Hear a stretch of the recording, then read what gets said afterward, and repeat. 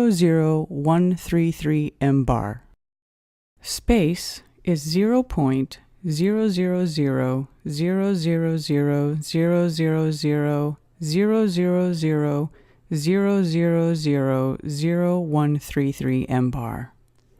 Earth's atmosphere is 1013.25 M-bar. The difference in pressure is 76 quintillion, 184 quadrillion, 210 trillion, 526 billion, 315,789,474 times. you know exactly what that means. One thing I want to point out here, guys, to accentuate the power of the vacuum just a little bit more, and I wanted to put this, and this is directly from NASA's Sandusky, Ohio website on their vacuum enclosure that they created, allegedly for NASA to test in high vacuum conditions.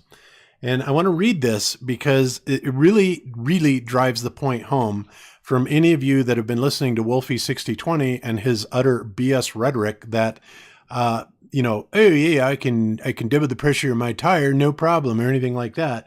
But if that was true, then, we're taking Sandusky, Ohio is probably around 13, 14 PSI. I'm sure it's a little above sea level, but let's just read what it says here.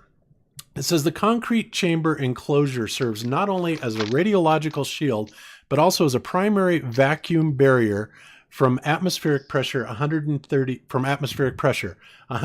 feet or 40 meters in diameter and 150 feet 46 meters in height. The chamber was designed to withstand atmospheric pressure outside of the chamber at the same time vacuum conditions are occurring within. The concrete thickness varies from 6 to 8 feet. Again, the concrete thickness varies from 6 to 8 feet and contains a leak-tight steel containment barrier embedded within. The chamber doors are 50 by 50 feet and have inflatable seals. The space between the concrete enclosure and the aluminum test chamber is pumped down to a pressure of 20 torrs or 2.7 kilopascals during a test. Now, again, when you look at that, those numbers, the Sandusky facility can generate down to 2 times 10 to the negative 6 torr, right? And we're not even remotely close to deep space, right? So again, if you think that vacuum is not powerful, why in the world would they need steel and 8-foot thick concrete walls? And at another point in there, they also say because it literally will draw the atmosphere through the steel and the concrete walls if it isn't there. So just, think about that for a while. And the next time somebody tells you that, there's not much difference between 1 PSI and 0 PSI, it's all in the scaling, guys. And there is a huge difference. And this is exactly how they're trying to hide the fact that there is no way you can have 14.7 PSI next to a 10 to the negative 17th torr. The skin on the crew cabin was very thin, and that was all done because of weight savings. Weight was a very critical item that always had to be considered in anything that you did.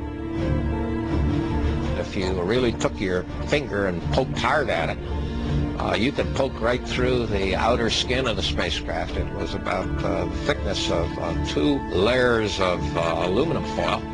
The skin, the aluminum alloy skin of the crew compartment was about 12/1000ths of an inch thick.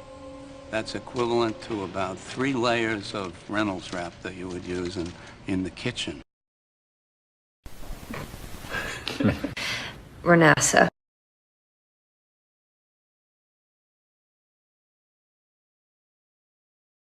In this video I'm going to show you giant books.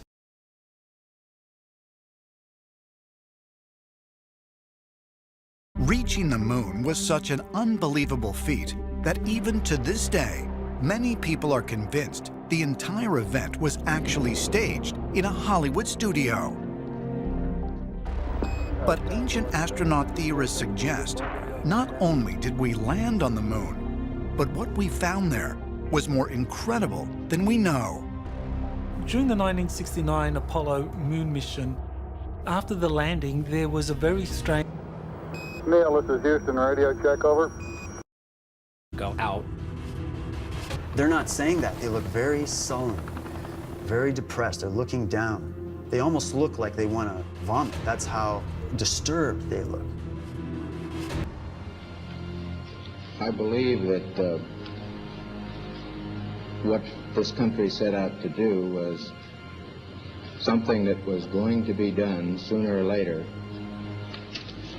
we find for the first time that man has the flexibility or the option of either walking this planet or some other planet. It's a beginning of a new age. After Apollo 11, NASA would send 6 more manned missions to the moon, culminating with Apollo 17 in 1972.